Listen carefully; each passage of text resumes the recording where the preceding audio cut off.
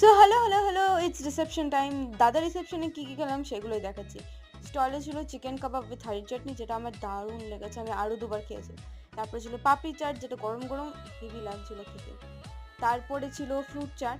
বিয়েবাড়িতে এসে যদি ফ্রুট খাই তাহলে আমি আর কী খেলাম, তাই মাকে খাওয়ালাম ফ্রুট চাটটা। তারপরে ছিল দহি বড়া, যেটা আমি খাই না বিকজ দহি দেওয়া থাকে, তাই মাসিমণি খেলো। আর ফুচকা ছিল এখানে টক জল থেকে আমার অ্যালার্জি, দ্যাটস ওয়াই মাসিমণি ছিল।